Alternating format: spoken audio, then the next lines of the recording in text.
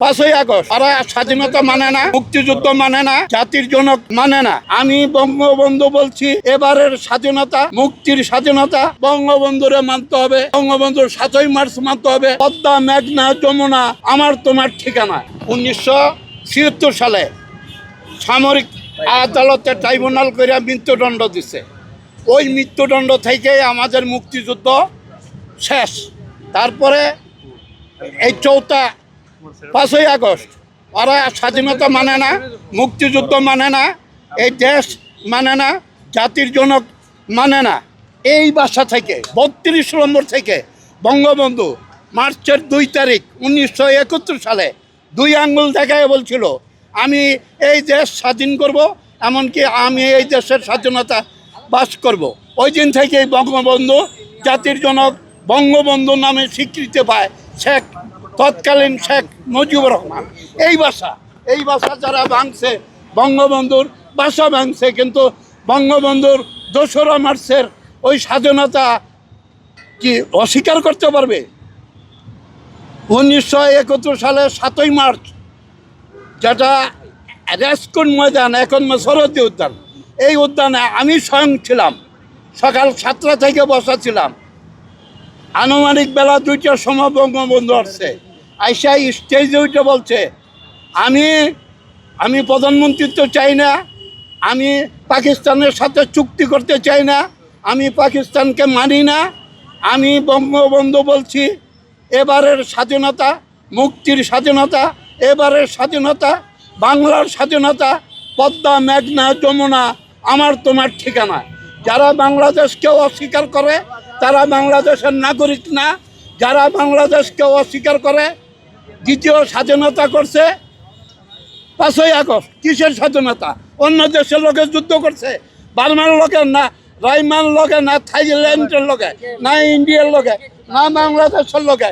কোথায় যুদ্ধ করছে তারা? যুদ্ধ না করিয়া স্বাধীন করছে 5ই আগস্টের। কিসের স্বাধীনতা? স্বাধীনতা হইল 1971 সালের 16ই ডিসেম্বরের স্বাধীনতা। এই স্বাধীনতাকে ধরে রাখতে হবে। বাংলাদেশ যদি স্বীকৃতি থাকতে চায়, মানচিত্র, আমার জাতীয় পতাকা, মুক্তিযুদ্ধ, এই দেশের স্বাধীনতা, এই দেশের ভূখণ্ড বঙ্গবন্ধুরে মানতে হবে।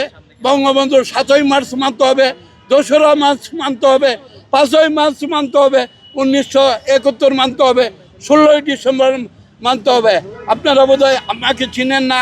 আমার নাম আবুল কালাম আজাদ। আমি মুক্তিযোদ্ধা, বাড়ি ময়মনসিংহ, 11 নং সেক্টর।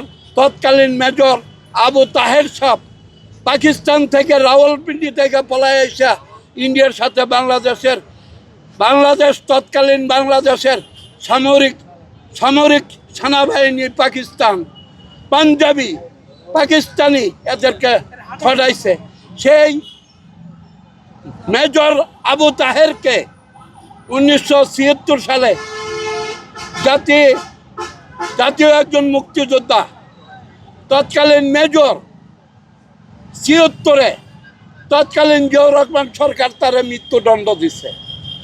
সেই কর্নেল আবু তাহেরের সঙ্গী আমি। আজকে এখানে আপনি কেন আসছেন? 7ই মার্চ উপলক্ষে আসছি। আপনি কি গ্রাম থেকে আসছেন না ঢাকায় বসবাস করেন? আমি ঢাকায় বসবাস করি। আমি 7ই মার্চ উপলক্ষে আসছি। 7ই মার্চ বলে কেন আসছেন, কি করছেন? 7ই মার্চের ভাষণের জন্য আমরা বঙ্গবন্ধুর বাড়িতে আসতাম, এখানে শ্রদ্ধা জানাইতাম। সেটা তো ভেঙে ফেলা হয়েছে। এখন শ্রদ্ধা জানাইছে না, কিন্তু 32 তো আর ভাঙ্গা নিয়ে যায় নাই, বাড়ি ভাঙছে। শ্রদ্ধা জানানোর জিনিস ভাঙছে। 32 নম্বরটা কি ভাঙ্গা নিয়ে গেছে? 32 নম্বর কি ইতিহাসে নাই?